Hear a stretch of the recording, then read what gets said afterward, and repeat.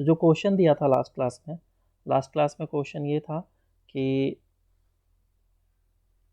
ये इस तरीके से रेजिस्टेंस वगैरह लगा हुआ था और ये इनिशियली अनचार्ज था, 0 0 पे था, और प्लस CV/3 था और माइनस CV/3 था, और ये रेजिस्टेंस R। तो ये C मान लेते हैं और इसको 2C मान लेते हैं, थोड़ा सा अलग वेरिएशन हो जाएगा। और फिर एक बैटरी लगा हुआ है, तो किसी भी टाइम t पे हम लोग कंसिडर कर लेते हैं, at any time t,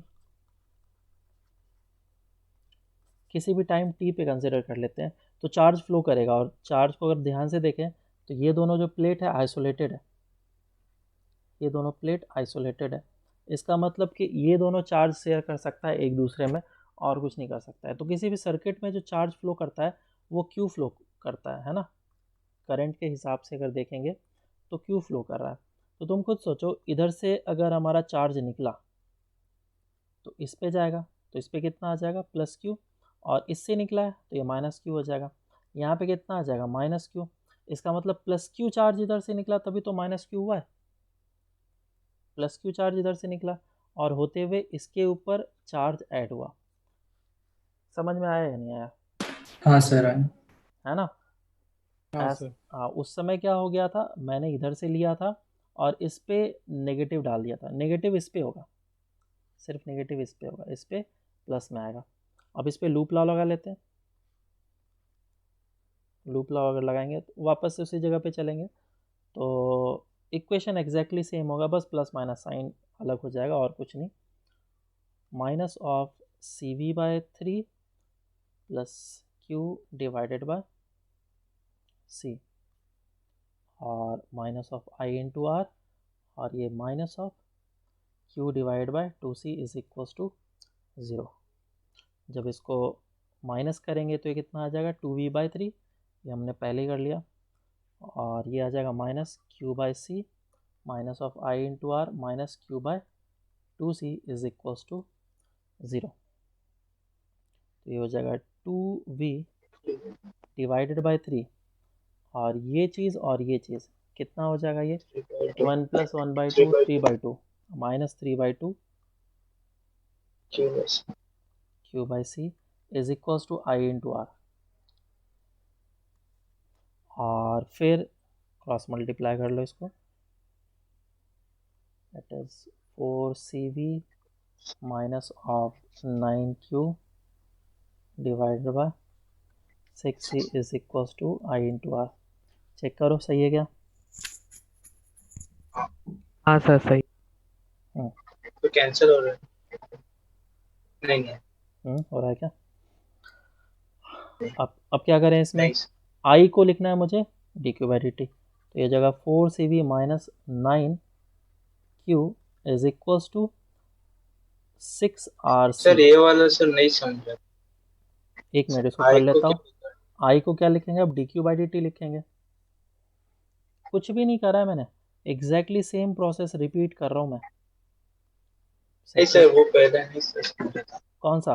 DQ by D, sir DQ by अच्छा, डी I क्यों? को dQ/dt हमने क्यों लिखा, क्योंकि ये जो करंट फ्लो कर रहा है, दो कैपेसिटर थे और दो कैपेसिटर थे, तो मुझे I को क्या लिखना है, ये जो I है इस कैपेसिटर के चार्ज को नहीं बता रहा है कि वो किस रेट से घट रहा है बढ़ रहा है, वो इस कैपेसिटर के चार्ज को बता रहा है किस रेट से घट रहा है बढ़ रहा है।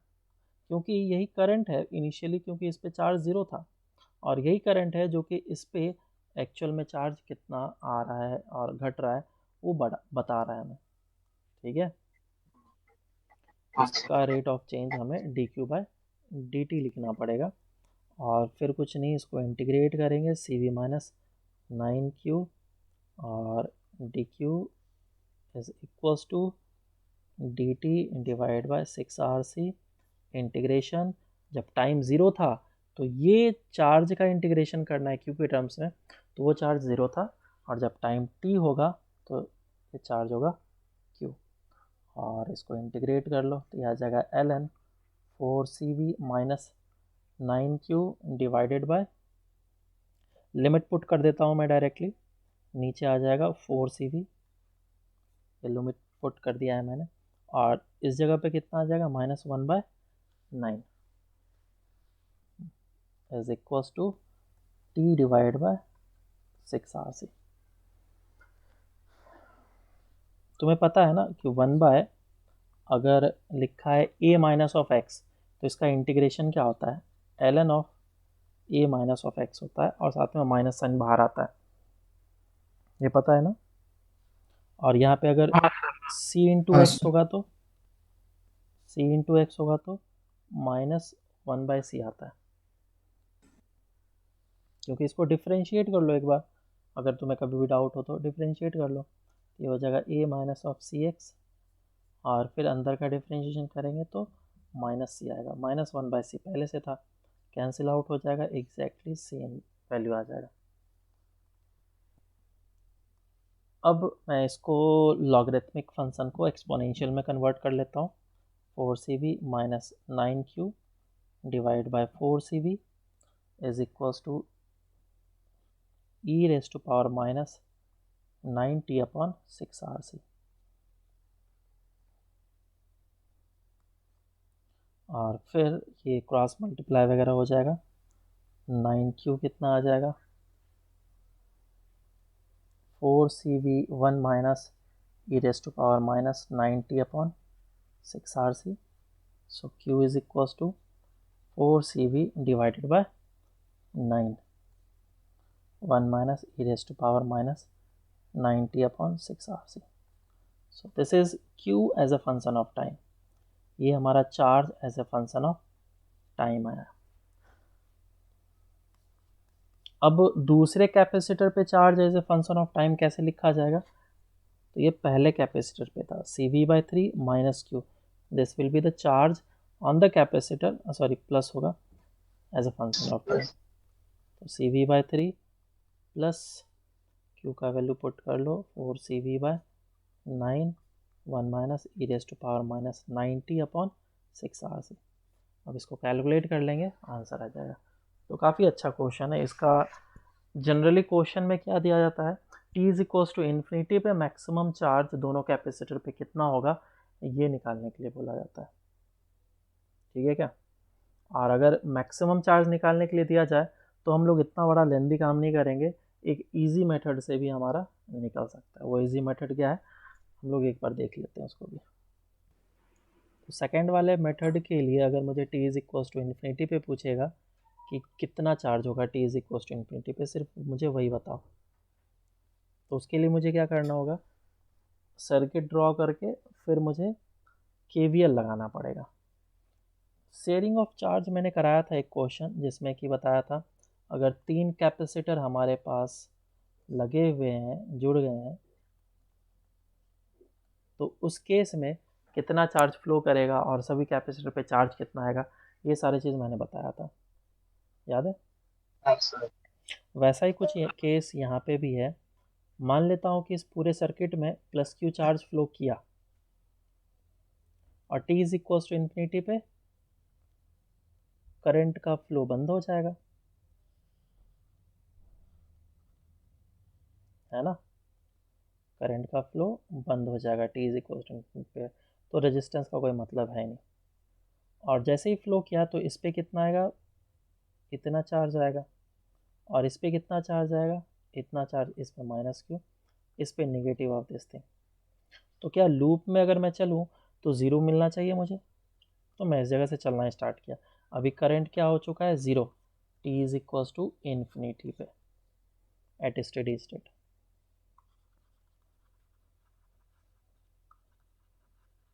एट स्टेडी स्टेट तो इस जगह से अगर मैं चलूँ तो कितना मिलेगा, माइनस, माइनस का उल्टा प्लस भी, और फिर इसका c था और इसका 2c, तो कितना आ जाएगा ये, बोलो जल्दी से, minus cv/3 plus Q divided by c, potential difference across the capacitor. अब ये पोटेंशियल डिफरेंस अक्रॉस कैपेसिटर कितना होगा, -q/c is minus equals Q by two 0। Sir 2c ना। हाँ हाँ, इक्वल्स टू 0। वापस से इसको अब सिंप्लीफाई करते हैं हम लोग, तो v/3 minus of Q by C minus Q by 2C is equals to 0। तो ये हो जाएगा 2V/3 इज इक्वल्स टू, उसको उस तरफ कर लेते हैं, 3/2 Q by C। Q by C। सही है। तो Q हाँ चार्ज कितना आ गया, 4CV/9, सर पर इसमें रजिस्टर क्यों हटाया? क्योंकि T is equals to infinity पे करंट फ्लो करता नहीं है, तो रजिस्टर के क्रॉस कोई पोटेंशियल डिफरेंस ही नहीं होगा। तो देखो फाइनली तुम्हारा ये कैपेसिटर, कौन सा कैपेसिटर था जो अनचार्ज था, वो कैपेसिटर पे जो मैक्सिमम चार्ज आने वाला है वो कितना आने वाला है, 4CV/9 आने वाला है। तो maximum charge on first capacitor कितना हो जाएगा, CV/3 प्लस ऑफ 4CV/9। तो ये कितना आ जाएगा, 7CV/9। और तुम अगर ये फॉर्मूले को भी देखो तो इससे भी तुम्हारा वही आंसर आने वाला है। इस फॉर्मूले में T is equals to infinity put कर लो तो वो कितना हो जाएगा, टर्म 0। तो चार्ज कितना मिलेगा, Q is equals to 4CV/9। क्या यही निकाला था हमने?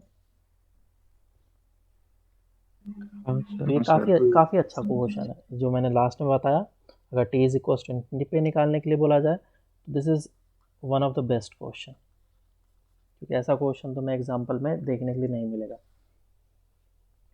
चलो ठीक है, तो हम लोगों ने ये कर लिया कंप्लीट। अब चलो हम लोग डिस्चार्जिंग पे आते हैं। So discharging is discharging of capacitor. Discharging of capacitor, तो ये अब आसान हो जाएगा क्योंकि तुमने चार्जिंग पढ़ लिया, उसके सारे कॉन्सेप्ट आ गए तुम्हें, तो डिस्चार्जिंग का कॉन्सेप्ट काफ़ी आसानी से समझ में आ जाएगा। डिस्चार्जिंग में हुआ यूँ कि मेरे पास एक कैपेसिटर था जो कि इनिशियली चार्ज्ड था और उसके पास चार्जिंग था, तो इस पर प्लस क्यू और इस पर माइनस क्यू चार्ज था, या फिर plus minus of V naught potential था, जो भी हो सकता है। और फिर मैंने क्या करा, इसको एक लोड के साथ कनेक्ट कर दिया। लोड बेसिकली एक रजिस्टर होता है,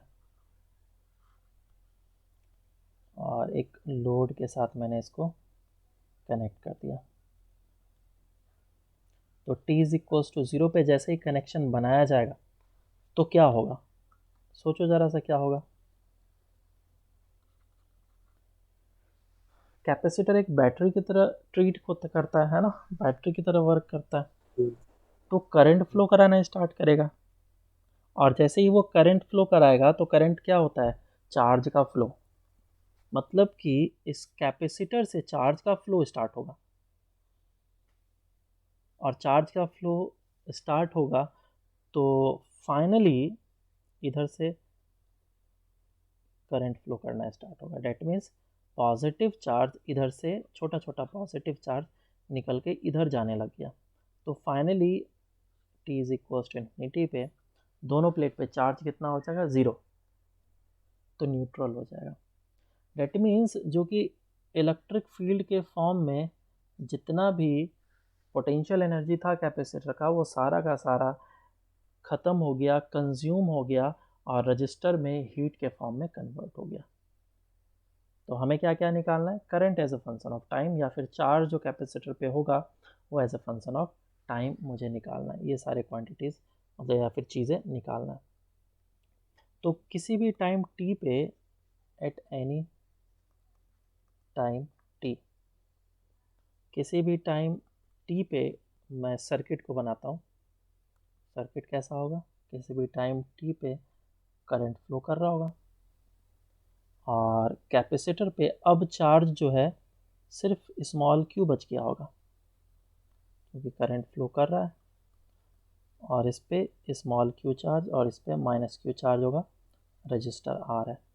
तो इस फिर से मैंने इसमें लूप लॉ लगा दिया। और ये किस तरीके से ट्रीट किया जाता है, एक बैटरी की तरह। सिंपल सा सर्किट, रजिस्टर R और कैपेसिटर के क्रॉस जो होगा पोटेंशियल डिफरेंस वो Q/C होगा। तो क्या लिखूंगा मैं लूप लॉ लगाने के बाद, इस जगह से चला तो ये है माइनस, माइनस का उल्टा प्लस, प्लस कितना क्यू बाई सी, और फिर इस जगह पे आया minus of I into R is equals to 0। और क्या कर लेंगे हम लोग, फिर क्यू बाई सी है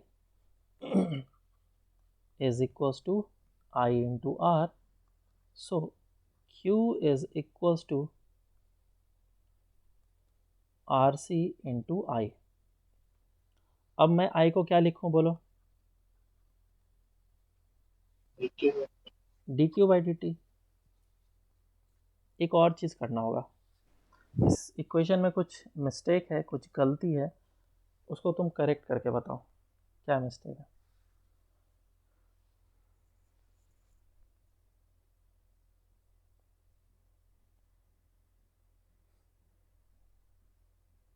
क्या मिस्टेक है इसमें? ये मिस्टेक है कि जो करंट होगा उसे D Q by D T लिखा जाएगा, लेकिन जैसे जैसे टाइम बढ़ता जा रहा है जो चार्ज है कैपेसिटर पे घटता जा रहा है। हाँ या ना, हो रहा है क्या? तभी तो हाँ सर। फाइनली ये न्यूट्रल हो जाएगा। चार्ज क्या हो रहा है, घट रहा है ना, हाँ तो इसीलिए इस रेट को मुझे माइनस देना पड़ेगा, नेगेटिव साइन यहाँ पे लगाना पड़ेगा। अब सही है ये चीज़। अब इसको मैं लिख लेता हूँ, D Q by Q is equals to minus of D T by R C. सही है। और दोनों साइड इसको मैंने इंटीग्रेट कर दिया। जब टाइम 0 था तो चार्ज कितना था, क्यू नॉट, और जब टाइम t था तो चार्ज मुझे निकालना है L N Q limit from Q naught to small Q is equals to minus T divided by R C. और इसमें अगर मैं पुट करूँ लिमिट को तो ऐसा आएगा, और इसको एक्सपोनेंशियल फंक्शन में कन्वर्ट कर लेता हूँ तो e raised to power minus t divided by RC. This is charge as a function of time. और ये सिर्फ फॉर्मूला हम लोग डिस्चार्जिंग के लिए लगाएंगे जब हमारा सिंपल सर्किट होगा। बराबर है क्या? तो current as a yes function of हाँ टाइम सर। कितना होगा, current as a function of time कैसे निकलेगा, minus T Q by D T से निकलेगा, है ना। बताओ कितना हो जाएगा, I is equals to minus D Q by D T, Q naught e raise to power minus T divided by R C, और साथ में आएगा minus 1 by R into C. So this is basically Q naught divided by R C e raise to power minus T divided by R C. This is current as a function of time.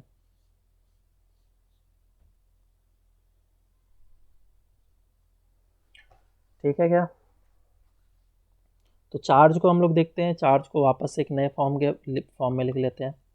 Q as a function of time कैसे लिखा जाएगा, Q naught e raise to power minus of T divided by R C, या फिर Q naught e raise to power minus T divided by tau. This is charge as a function of time. और exactly सभी का notation वही है जो हम लोगों ने पहले यूज़ किया था। टाउ इज टाइम कांस्टेंट,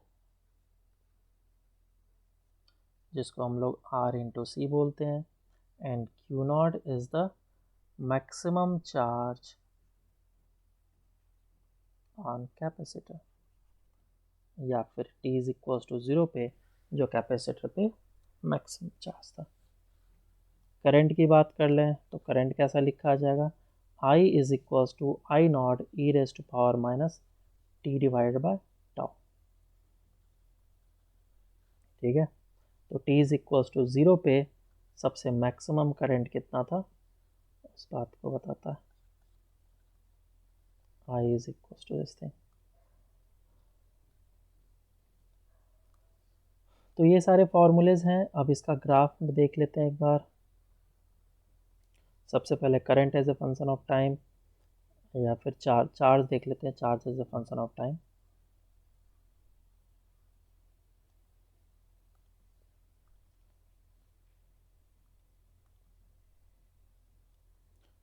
ये हमारा charge as a function of time देखते हैं,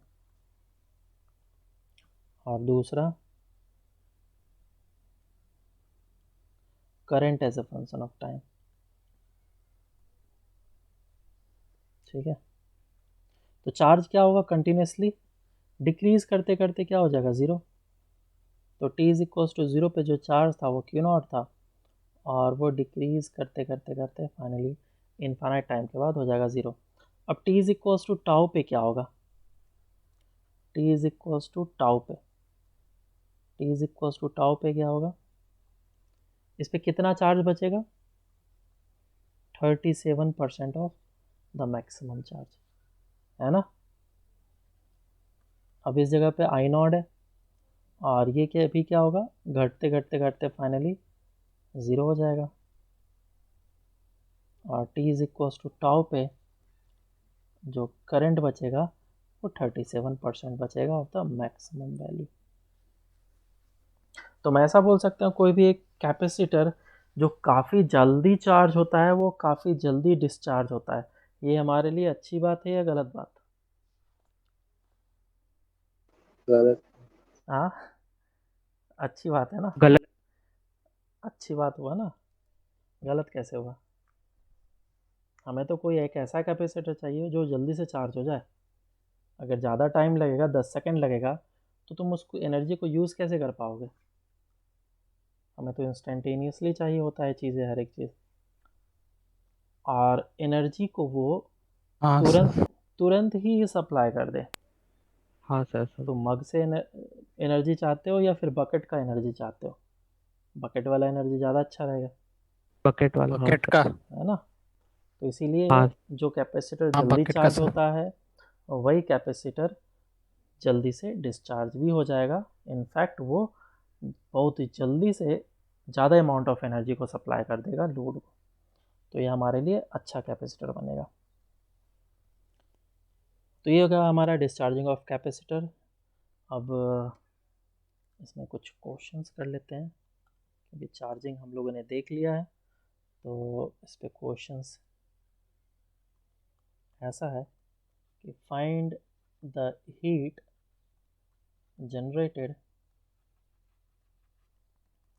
इन द सर्किट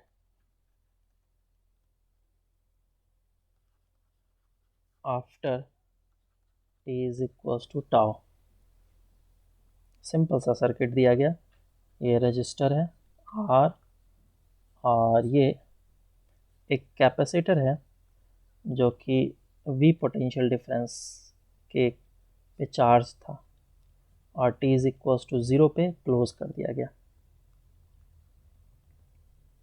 कैपेसिटेंस ये टाउ मतलब RC। चलो सॉल्व करके बताओ इसको जल्दी से।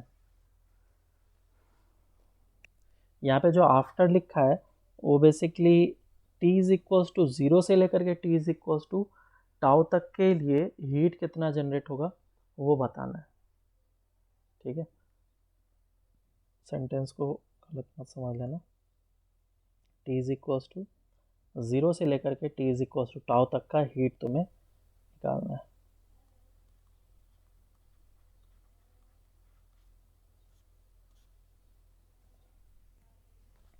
तो सिंपल है, देखो इसको दो तरीके से हम लोग कर सकते हैं। मैंने हीट को निकालने के लिए दो तरीका बताया हुआ है।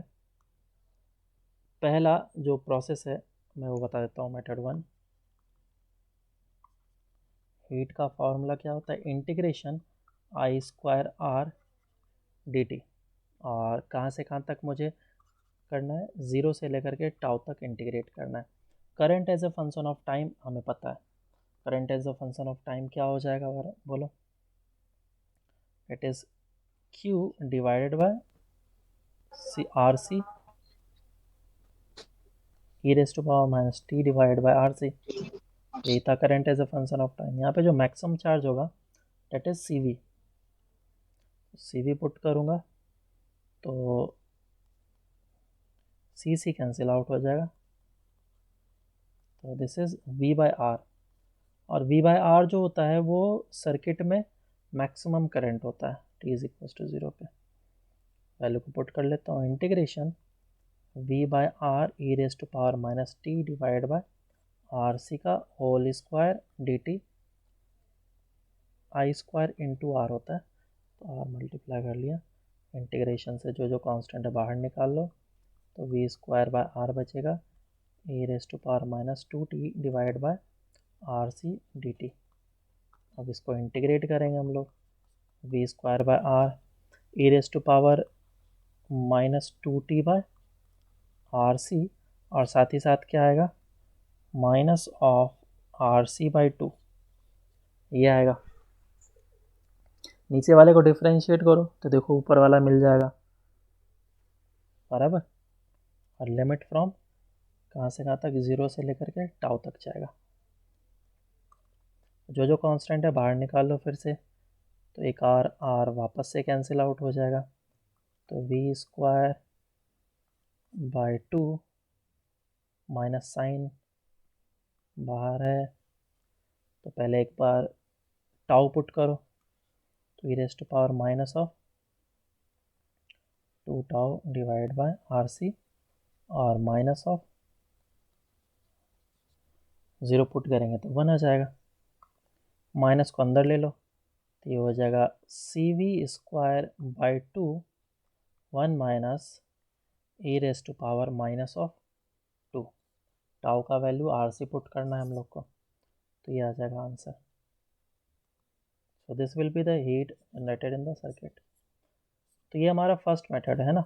दूसरा मेथड क्या है, दूसरा मेथड काफ़ी आसान है। t इज इक्वल्स टू 0 पे जो सर्किट था वो ऐसा था, और इस पे चार्ज कितना था, plus C V minus C V, और जब t is equals to tau हुआ तो उस समय इस पे चार्ज कितना बचेगा कैपेसिटर पे, बोलो। Charge as a function of time मुझे पता है, which is Q naught E raise to power minus T divide by R C. Q naught is the maximum charge, तो ये C V, E raise to power minus time कितना हुआ, tau, which is R C divide by R C, cancel out, तो क्या C V E raise to power minus one होगा, this is charge. तो अभी इस पे जो चार्ज बचा है वो सी वी बाई ई बचा हुआ है, और minus C we by E बचा हुआ है। तो जितना भी एनर्जी का डिफरेंस है, जितना भी एनर्जी का डिफरेंस है सिस्टम में, वो किस में कन्वर्जन हुआ है, हीट में। अरे समझ में आई क्या बात, सिंपल कॉन्सेप्ट बताया मैंने। Yes sir. ये कॉन्सेप्ट तो इजी है ना। जितना भी हमारा एनर्जी में चेंज हुआ, पोटेंशियल एनर्जी में कैपेसिटर का, वो हीट में कन्वर्जन हुआ है, बस।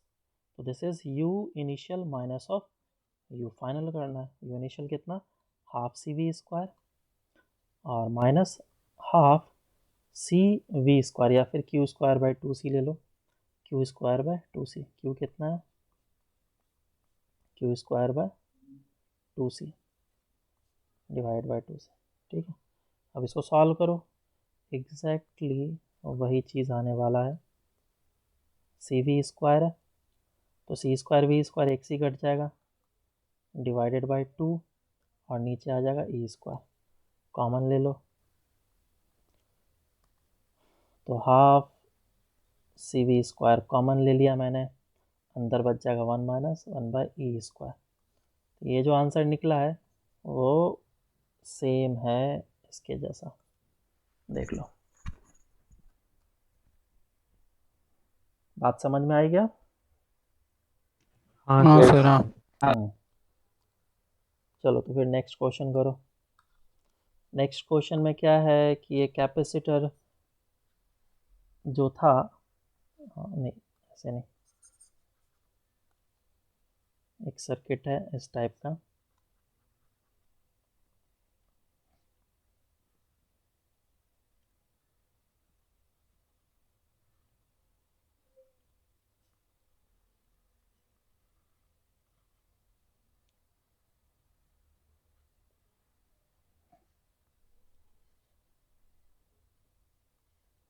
ये एक कैपेसिटर है,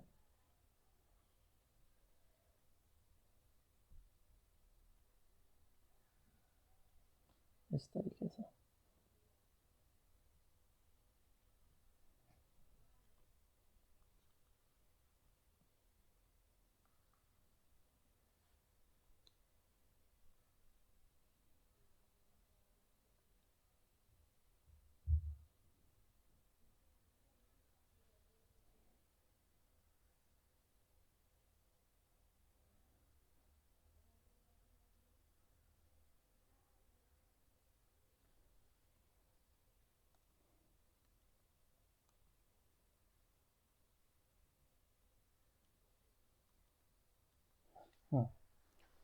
ये कैपेसिटेंस C है, ये है Q1 और ये Q2 है, और ये V वोल्ट।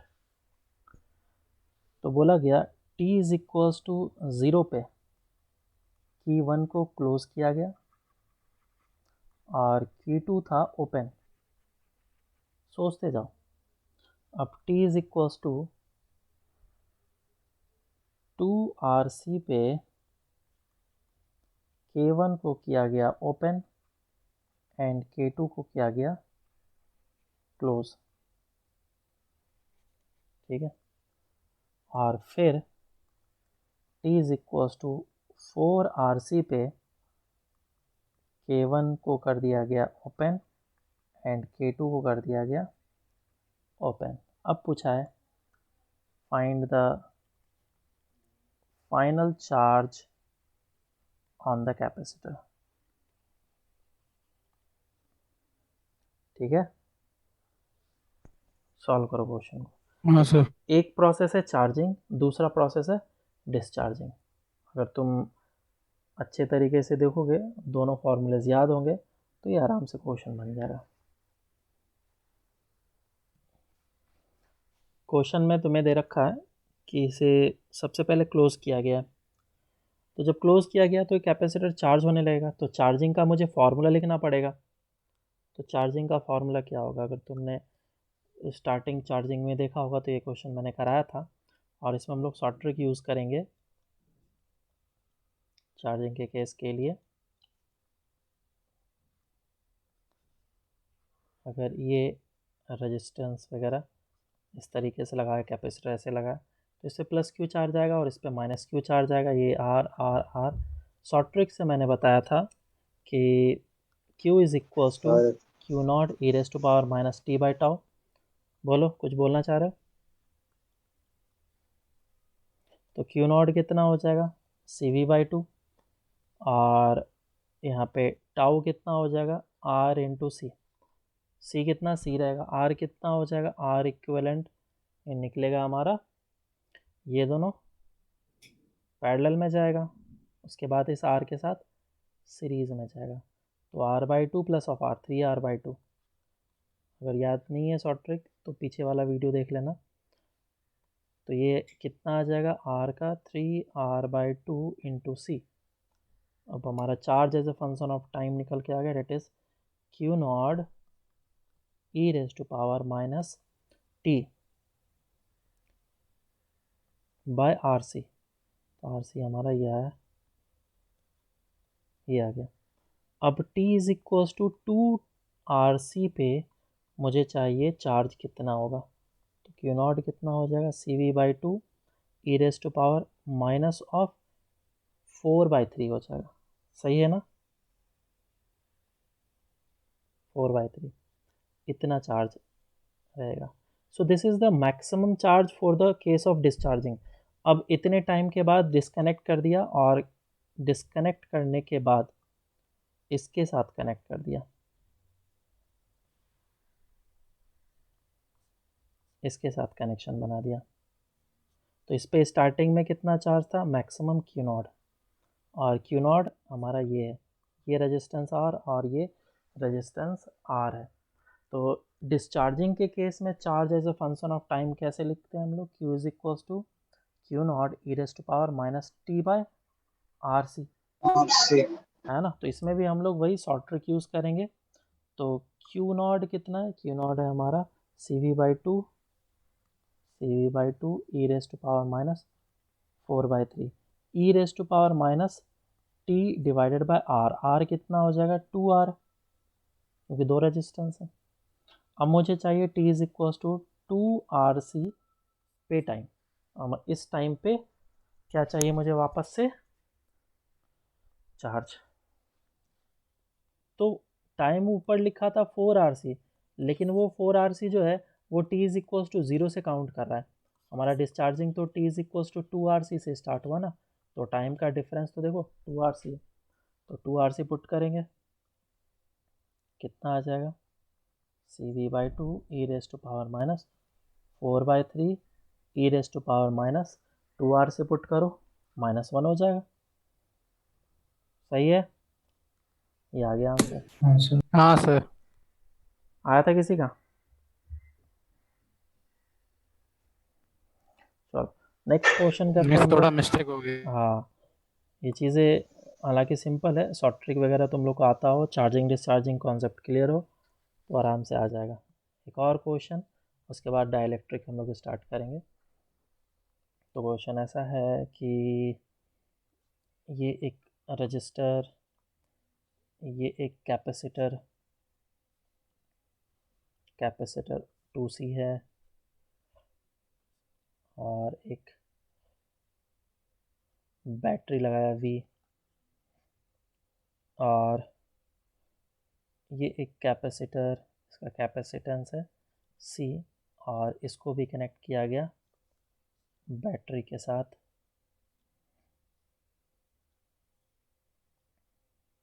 और बैटरी है 2V का, बराबर, और ये रेजिस्टेंस है R।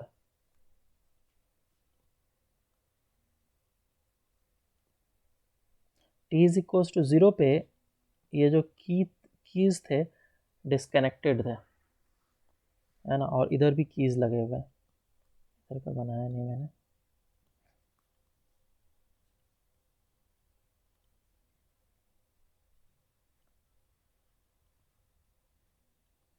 देखो, की का यूज़ सिर्फ सर्किट को तोड़ने और जोड़ने के लिए किया जाता है, इससे ज़्यादा और कोई मतलब नहीं है। तो अगर जितने ज़्यादा कीज़ आएँ तो उसको देख करके डरने की ज़रूरत नहीं है। ये है की 1, एक की 2, की 3 एंड की 4। तो t इज इक्वल्स टू 0 पे K1 एंड K2 ओपन था,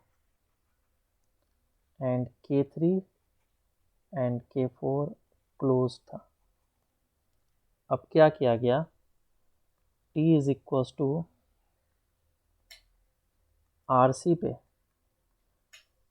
K3 एंड K4 को ओपन किया गया, उसके बाद फिर K1 एंड K2 को क्लोज किया गया।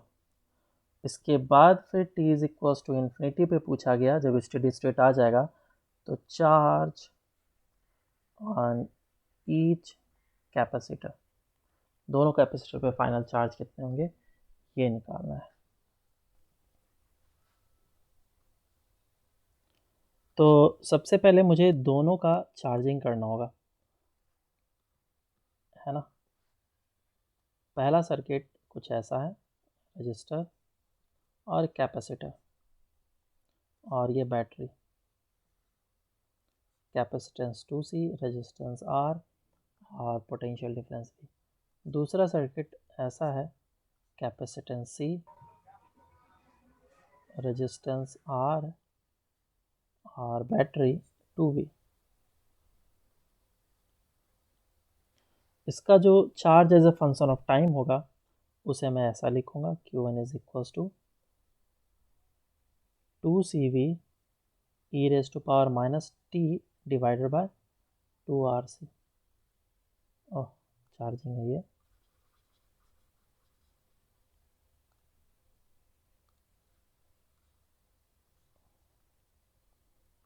वन माइनस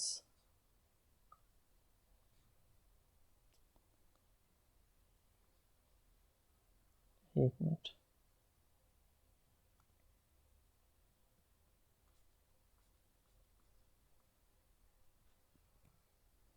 तो ये हो जाएगा 1 माइनस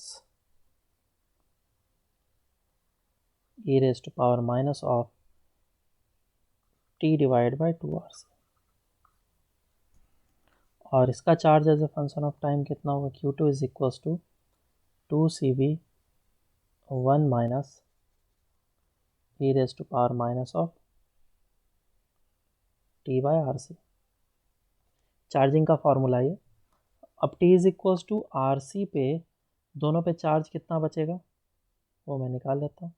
ये बचेगा 2CV 1 minus e raise to power -1/2, और ये कितना बचेगा 2CV 1 माइनस e⁻⁻1।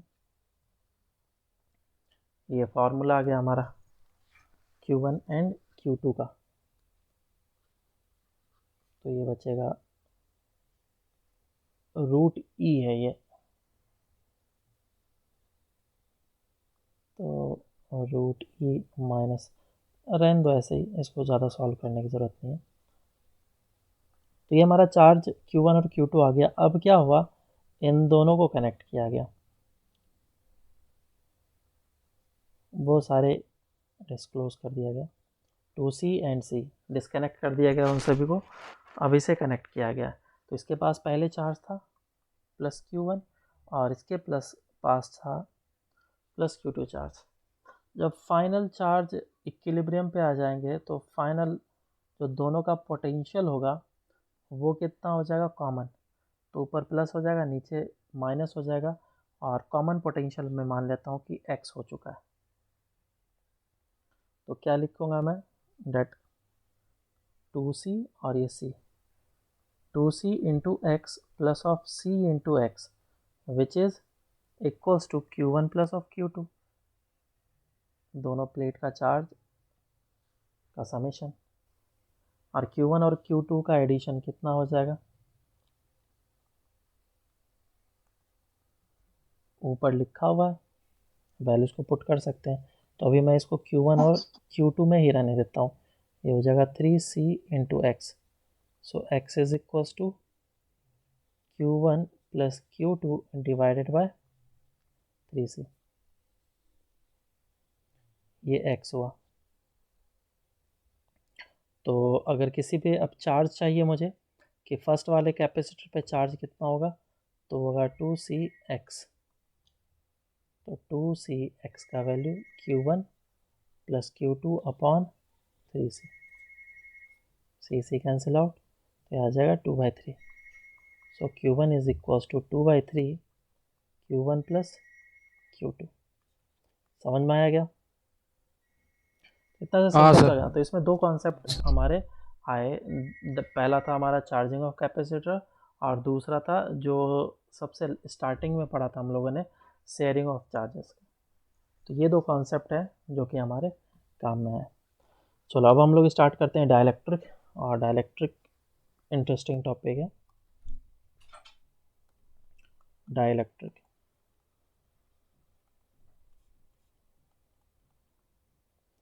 तो डाइलेक्ट्रिक होता क्या है, हमारे पास दो तरह के मीडियम होते हैं, एक होता है पोलर मीडियम और एक होता है non polar medium.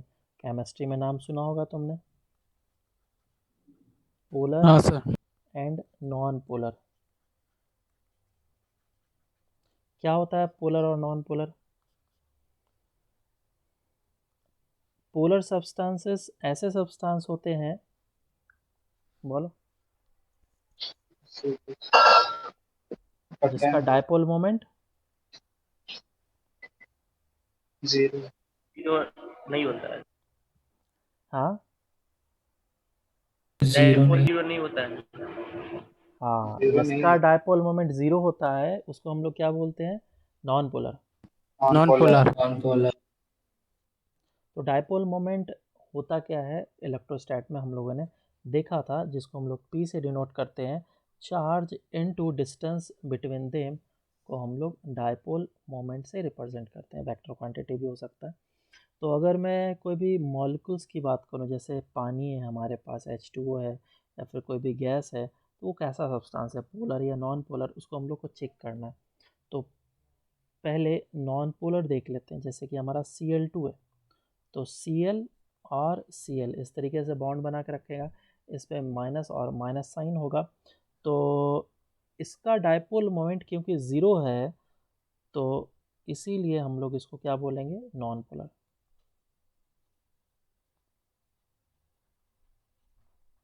Dipole moment is equals to zero.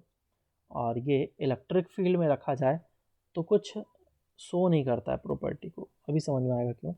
दूसरा हमारा पोलर मॉलिक्यूल, जिसके डायपोल मोमेंट ज़ीरो नहीं होता है, dipole moment not equals to zero. Dipole moment zero नहीं होने का क्या मतलब है, जैसे फॉर एन एग्जांपल लिया हमने H2O।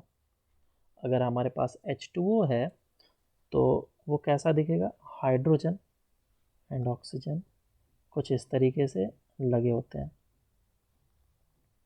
तो जनरली हम लोग क्या बोलते हैं, जो ऑक्सीजन होगा उस पर नेगेटिव साइन होगा और जो हाइड्रोजन होगा उस पर पॉजिटिव साइन होगा। समझ में आया क्या? कुछ इस तरीके से हाइड्रोजन और ऑक्सीजन होगा। तो डायपोल किस तरीके से आएगा? अब क्योंकि अगर कोई भी एक नेगेटिव चार्ज है और एक पॉजिटिव चार्ज है और इन दोनों के बीच में कुछ डिस्टेंस है, तो इसे एक डायपोल की तरह माना जा सकता है। और डायपोल का डायरेक्शन किधर होता है फिजिक्स के हिसाब से, फ्रॉम नेगेटिव टू पॉजिटिव। तो इसका डायपोल हो जाएगा P। सेम वे में अगर मैं इस जगह पे देखूं तो क्या पॉजिटिव चार्ज इस जगह पे और नेगेटिव चार्ज इस जगह पे, तो एक डायपोल इधर बनेगा और एक डायपोल इधर बनेगा, दोनों का डायपोल मोमेंट सेम होगा P और P।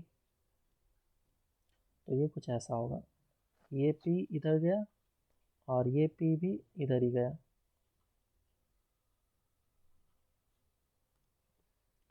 और इसका रिजल्टेंट जो है वो इस डायरेक्शन में आ जाएगा। सो this is the resultant direction of the dipole moment या फिर H2। तो ऐसे जो भी हमारे पास सब्सटेंसेस हैं जिसके डायपोल मोमेंट ज़ीरो नहीं है, कुछ ना कुछ तो डायपोल मोमेंट होगा, वैसे सब्सटेंसेस को हम लोग पोलर मॉलिक्यूल बोलते हैं।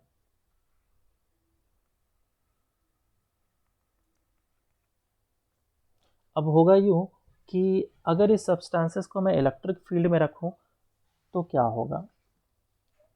पहले अगर मैं इलेक्ट्रिक फील्ड में नहीं रखूं तो क्या होगा, if external electric field is zero, first case लिया मैंने, एक्सटर्नल इलेक्ट्रिक फील्ड ज़ीरो है और मेरे पास एक डाइलेक्ट्रिक सब्सटेंस है, डाइलेक्ट्रिक मटेरियल है,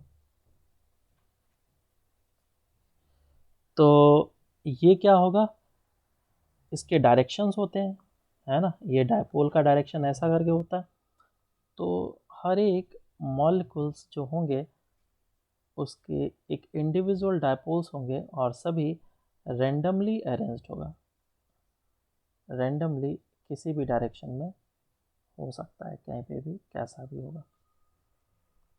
तो अभी इस पूरे सब्सटेंस का मैं डायपोल मोमेंट देखूंगा, पूरे मटेरियल का, तो डायपोल मोमेंट कितना हो जाएगा, net dipole moment of the substance that will be equal to zero. क्यों? क्योंकि सभी रैंडमली अरेंज्ड है। मैं अभी सिर्फ और सिर्फ कौन से मटेरियल की बातें कर रहा हूँ, पोलर का, सिर्फ पोलर सब्सटेंसेस की बातें कर रहा हूँ, क्योंकि नॉन पोलर अब हमारे किसी भी काम का नहीं है, तो ये सीन में तो कहीं पे भी नहीं आएगा, इसको तो साइड ही कर लो। अब हमेशा पोलर की बातें हो रही है। तो मैंने इलेक्ट्रिक फील्ड नहीं रखा था, तो सभी इंडिविजुअल मॉलिक्यूल के पास डायपोल तो था, डायपोल मोमेंट था, लेकिन वो कुछ इस तरीके से रैंडमली अरेंज थे कि उसका नेट वेक्टर समेशन हमें निकल करके ज़ीरो दे दिया। तो नेट डायपोल मोमेंट क्या हो गया, ज़ीरो। लेकिन अगर इसी को मैं एक एक्सटर्नल इलेक्ट्रिक फील्ड में रखूं तो क्या होगा, तो second, if external electric field is not equal to zero, एक इलेक्ट्रिक फील्ड को मैंने ऑन कर दिया, तो देखो अब क्या होगा। तो ये है इलेक्ट्रिक फील्ड का डायरेक्शन, मान लो इस डायरेक्शन में एक्सटर्नल इलेक्ट्रिक फील्ड है और मैंने एक डायपोल रखा है, सब्सटेंसेस या मटेरियल रखा है,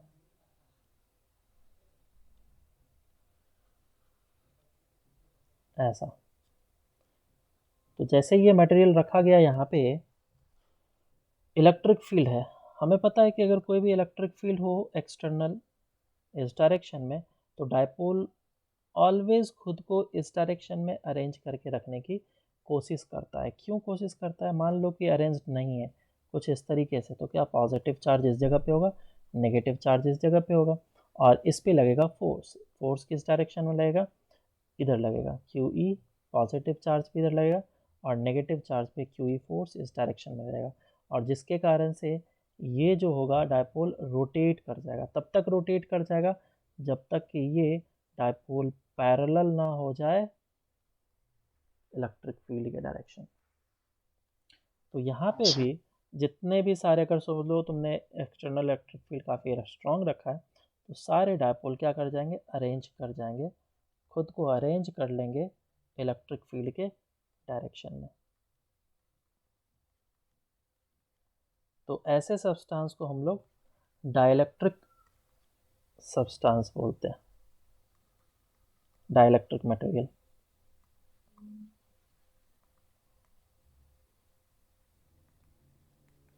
डाइलेक्ट्रिक मटेरियल जो अच्छा होगा वो उसका प्रॉपर्टी क्या होना चाहिए, पहला चीज़ तो वो पोलर होना चाहिए, और दूसरा चीज़ क्या होना चाहिए, नॉन कंडक्टिंग होना चाहिए।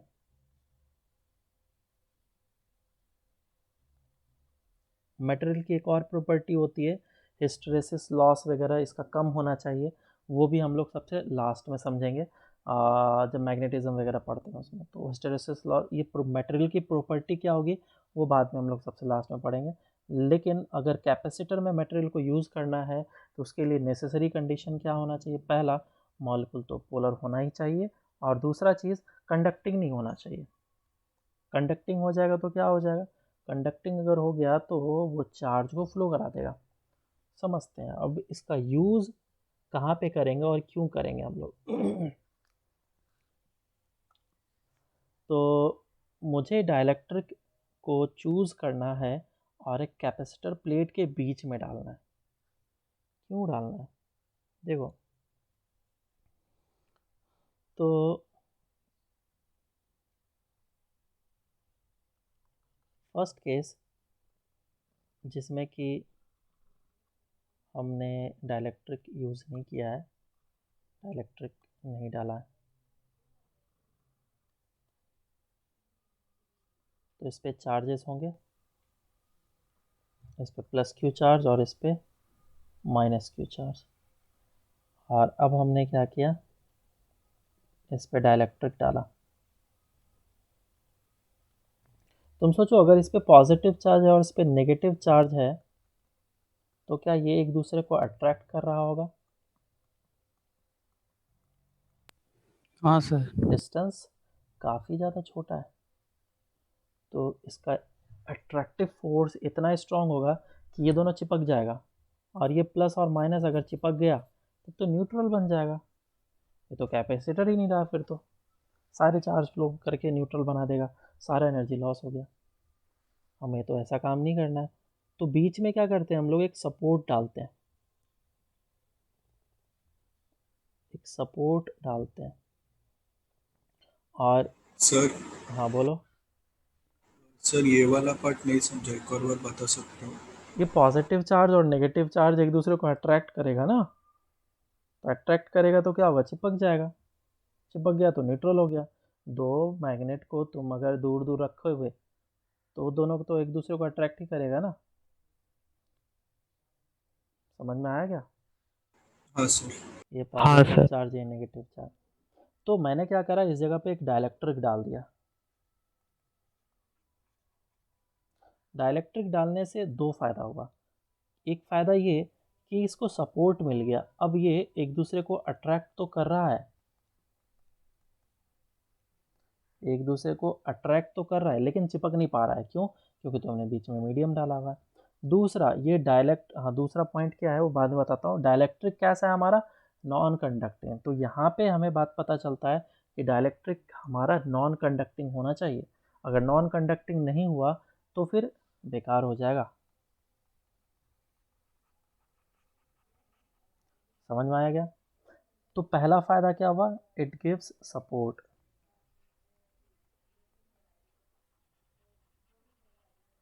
दूसरा फ़ायदा क्या हुआ, capacitance of the system increases. कैसे? कैपेसिटेंस ऑफ द सिस्टम किस तरीके से इंक्रीज होगा उसके बारे में समझते हैं। अभी कैपेसिटेंस सिस्टम का कितना होगा, अगर सी की बात करूं तो यहाँ पे जो सी होगा वो होगा epsilon naught A by D.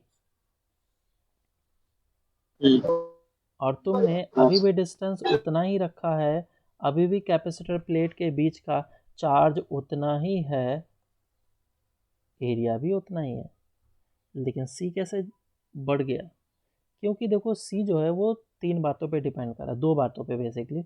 एक तो मीडियम पे डिपेंड कर रहा है और दूसरा शेप एंड साइज पे डिपेंड कर रहा है। तो तुमने शेप एंड साइज को बिल्कुल चेंज नहीं करा, लेकिन मीडियम चेंज कर दिया, और मीडियम का डाइलेक्ट्रिक कांस्टेंट है के।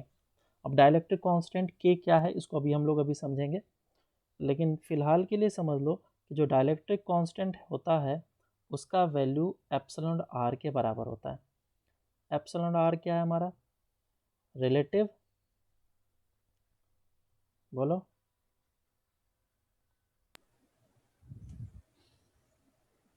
परमिटिविटी या परमेबिलिटी? परमिटिविटी। परमिटिविटी। तो ये रिलेटिव परमिटिविटी है। एप्सिलॉन आर को हम लोग कैसे लिखते हैं? किसी भी मीडियम का permittivity divided by the free space का परमिटिविटी, और यही होता है हमारा डाइलेक्ट्रिक कांस्टेंट। इसको हम लोग बोलते हैं डाइलेक्ट्रिक कांस्टेंट।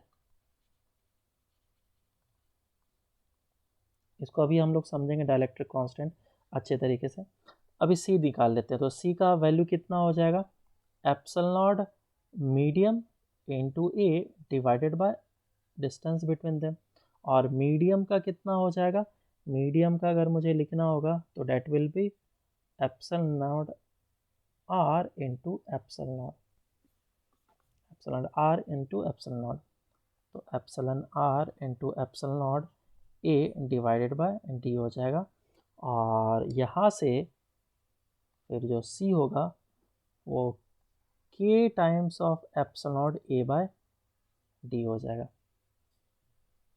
तो मेरा जो नया कैपेसिटेंस निकला है, this new capacitance is basically equals to the K times of old capacitance.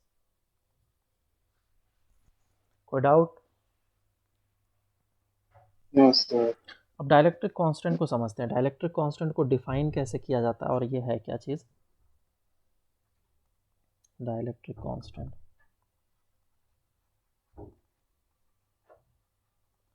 तो हमें पता है कि अगर कोई चार्ज रखा है तो इस जगह पे जो इलेक्ट्रिक फील्ड होता है वो कितना होता है? के क्यू बाय आर, या फिर 1/4 epsilon naught Q by R square.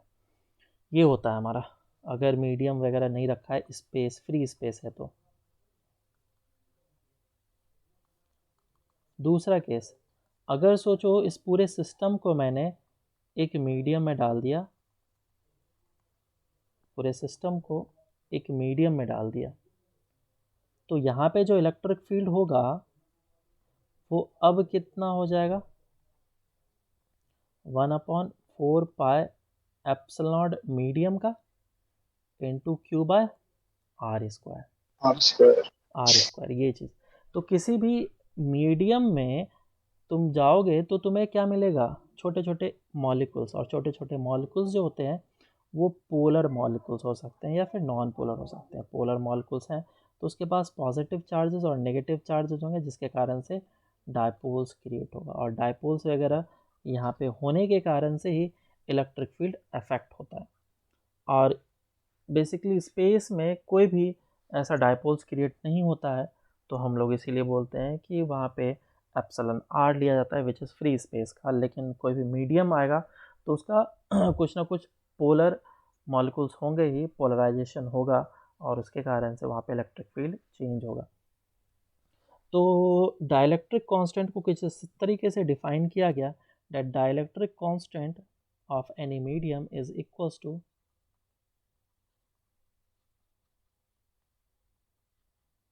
dielectric constant of any medium is equals to the electric field when the medium is present divided by the electric field when medium is absent।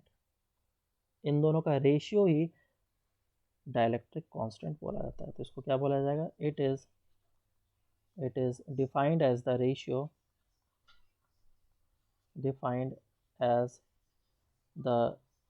Ratio of electric field when the medium is present to the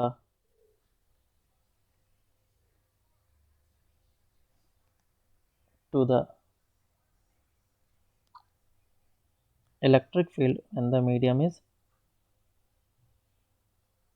absent. Actually मैंने उल्टा बोल दिया, ये थोड़ा सा change आएगा इसमें, ये रेशियो उल्टा होता है. So this is basically the electric field when the medium is absent.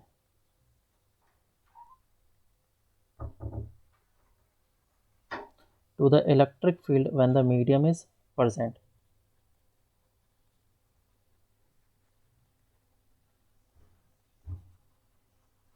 ठीक है, ये चीज़ होता है. और यहाँ पे हम लोग चेंज कर लेंगे. It is defined the ratio of electric field when the medium is absent to the electric field when it is absent. Electric field when the medium is absent to the electric field when medium is present. तो इसका ratio ही हमें बताएगा dielectric constant. तो ये हमारा dielectric constant है. देखो अब इसमें अगर मैं इलेक्ट्रिक फील्ड का फॉर्मूला पुट कर लो, जो इलेक्ट्रिक फील्ड हमने दोनों लिखा है ऊपर, है ना, उसके फॉर्मूले को पुट कर दूं, तो हमारे पास के निकल करके आ जाएगा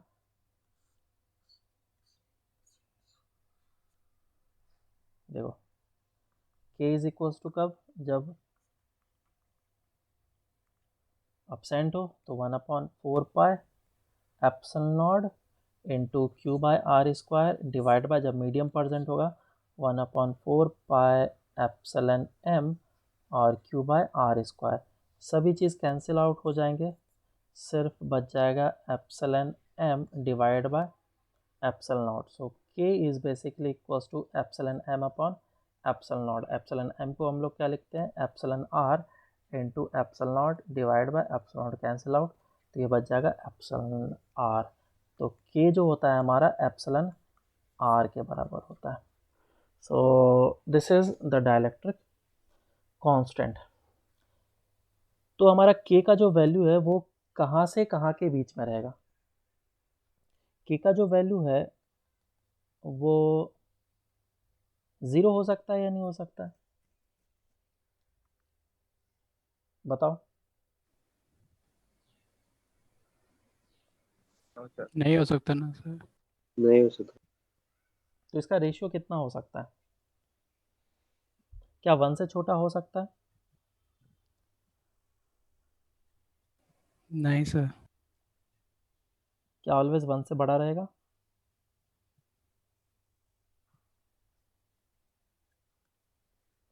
तो हाँ. हमने किस तरीके से डिफाइन करा है, K is basically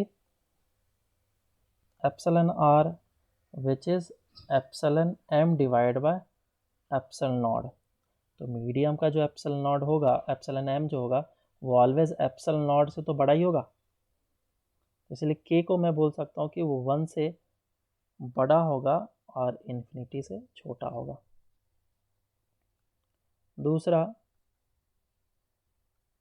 for metals के इज इन्फिनिटी. तुम बताओ कैसे, मेटल्स के लिए के इन्फिनिटी कैसे होगा.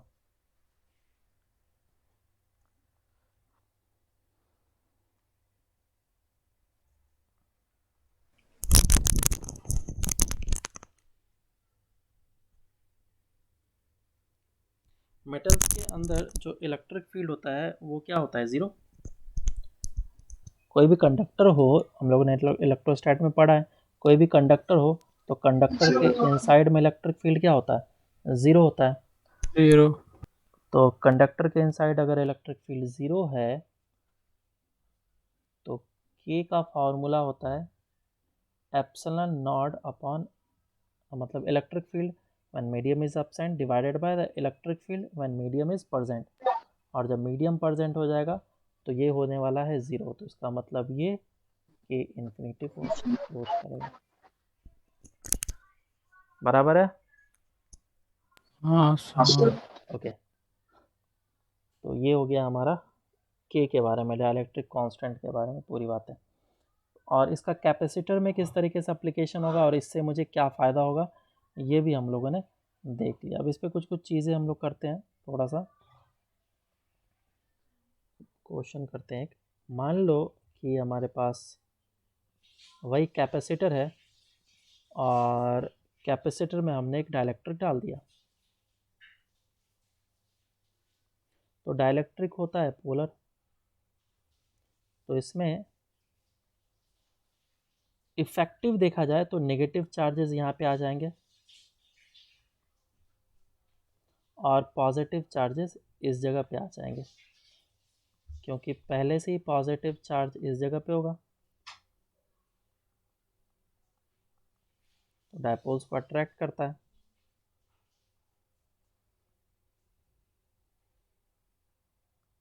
तो पूछा गया कि अगर इसके ऊपर जो चार्ज डेंसिटी है प्लस सिग्मा है और इसके ऊपर माइनस सिग्मा है, ये प्लस प्लस चार्जेस है, तो इस पे चार्ज डेंसिटी कितना होगा ये निकालना है। Find the charge density on the dielectric surface.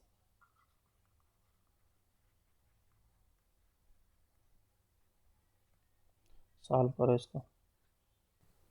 तो इस मीडियम का जो डाइलेक्ट्रिक कांस्टेंट है वो के दिया गया है। तो मान लो कि इस मीडियम का डाइलेक्ट्रिक कांस्टेंट के है।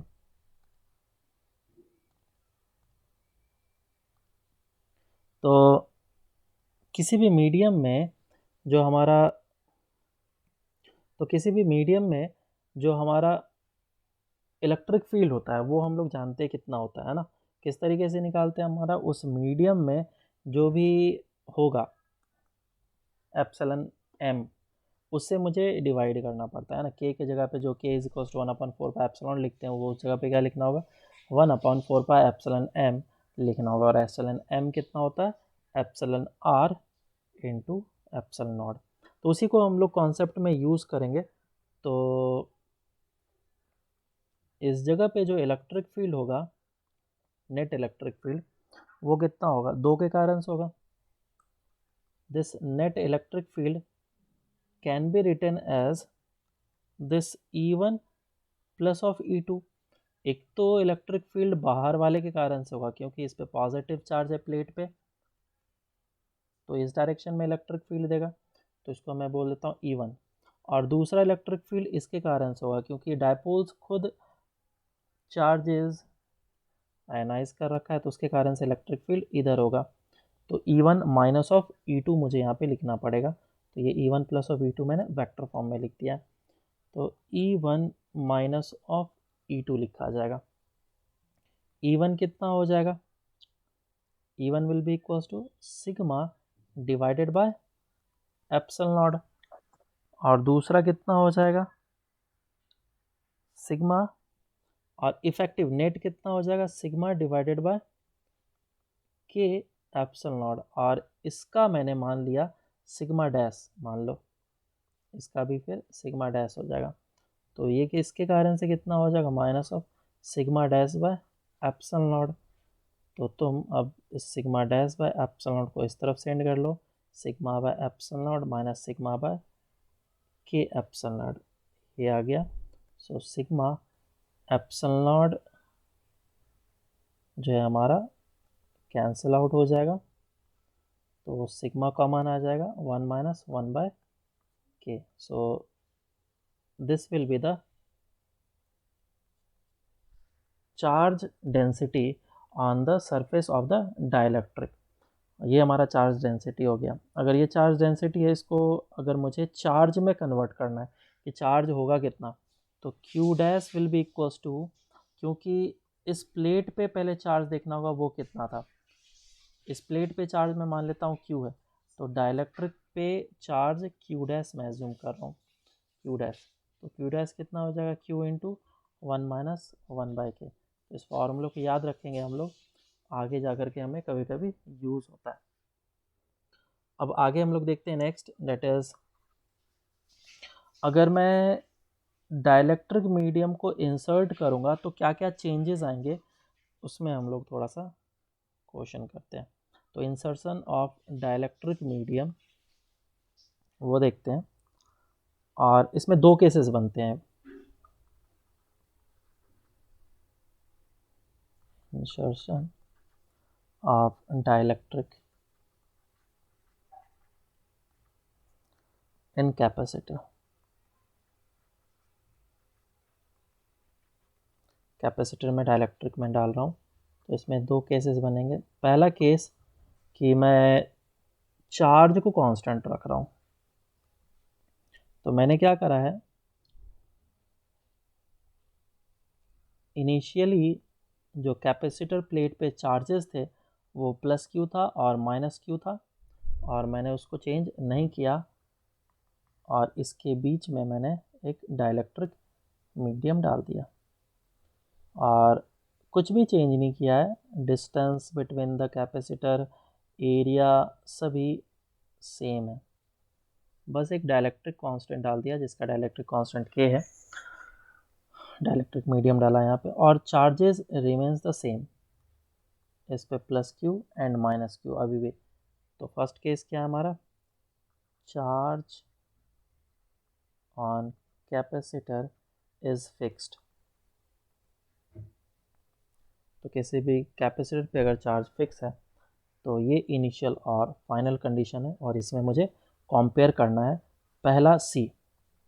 अगर सी की बातें करूँगा तो यहाँ पे सी इनिशियल कितना होगा, एप्सिलॉन A/d, और सी फाइनल कितना हो जाएगा, K epsilon A/d। So C dash is K times of C. दूसरा, चार्ज जो प्लेट पे होगा वो तो सेम रहेगा, इनिशियल चार्ज भी उतना ही रहेगा और फाइनल चार्ज भी उतना ही रहेगा। तीसरा, potential difference between the capacitor, इसको देखते हैं। तो potential difference between the capacitor कैसे निकलेगा, सोचो, बढ़ेगा या घटेगा या फिर सेम रहेगा। इनिशियल पोटेंशियल डिफरेंस कितना था, V, और फाइनल पोटेंशियल डिफरेंस कितना होगा वो मुझे निकालना है।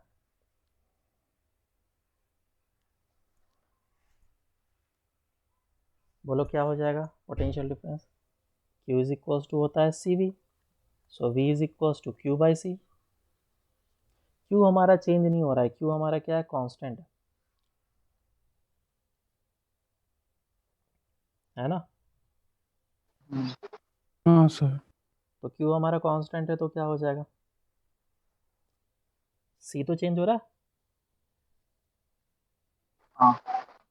तो इसको मैं ऐसे लिख सकता हूँ Q/C, और इसको मैं लिखूँगा Q/C dash, which is Q upon K times of C।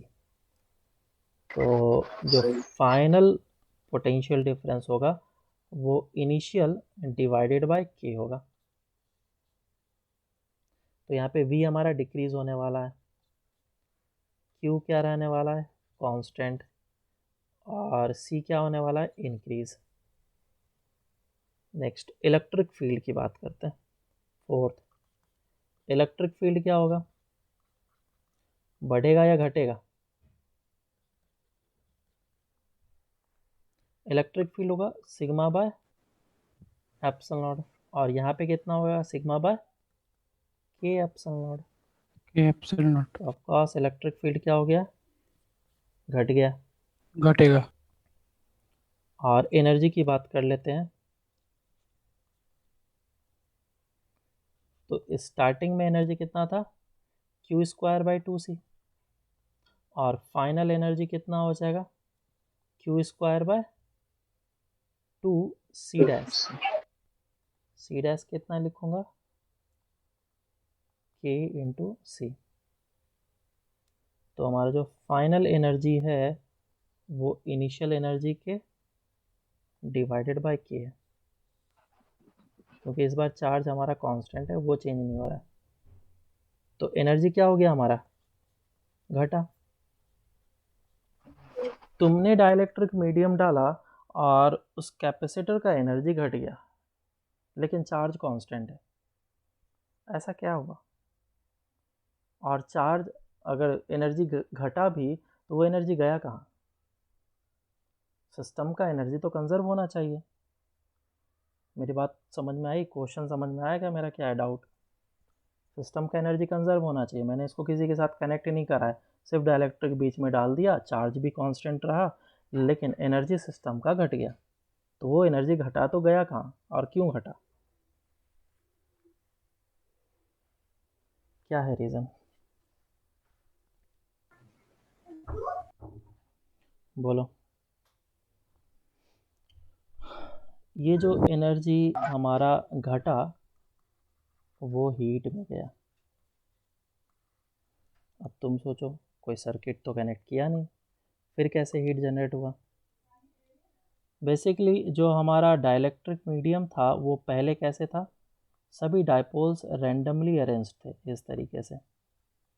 जैसे ही मैंने इसको फील्ड में, इलेक्ट्रिक फील्ड में डाला, वैसे ही सारे के सारे डाइपोल्स रोटेट कर गए और सभी एक ही डायरेक्शन में अरेंज हो गया, जिसके कारण से ये रोटेट किया और हीट प्रोड्यूस किया। तो यहाँ पे जो डाइलेक्ट्रिक होता है वो हीट अप हो जाता है। तो यहाँ पे एनर्जी गया, जो भी चेंज इन पोटेंशियल एनर्जी था वो डाइलेक्ट्रिक मीडियम में हीट के फॉर्म में चला जाएगा। बात समझ में आई क्या?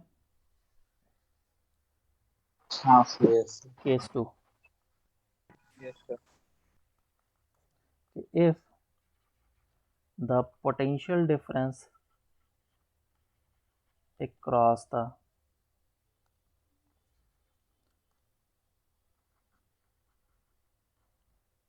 capacitor is constant, मतलब कि मैंने ऐसा सिस्टम लिया जिसमें डाइलेक्ट्रिक मैंने इंसर्ट किया, लेकिन उस समय मैं इसको बैटरी से ही कनेक्ट करके रखा था, इसको डिस्कनेक्ट नहीं किया हूँ।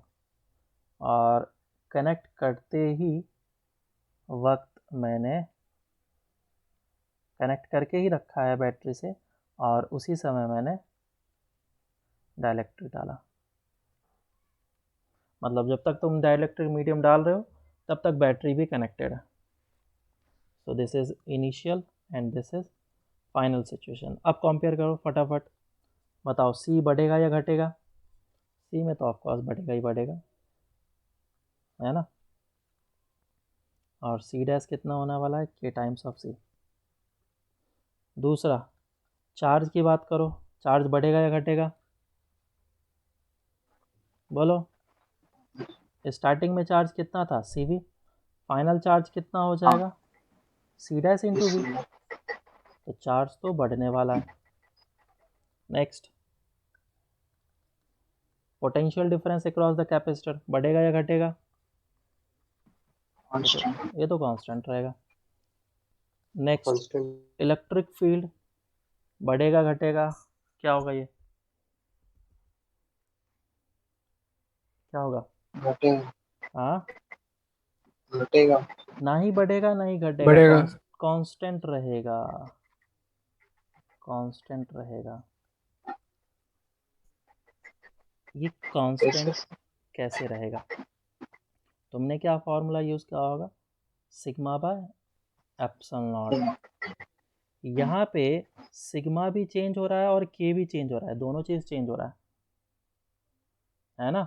तो तुम रेशियो नहीं बता सकते ना कि कौन ज़्यादा बढ़ा कौन ज़्यादा घटा, हमें कैसे पता चलेगा? नहीं पता चलेगा। तो हम लोग दूसरा फार्मूला यूज़ करेंगे इलेक्ट्रिक फील्ड के लिए। Electric field is equals to V by D V होता है क्या?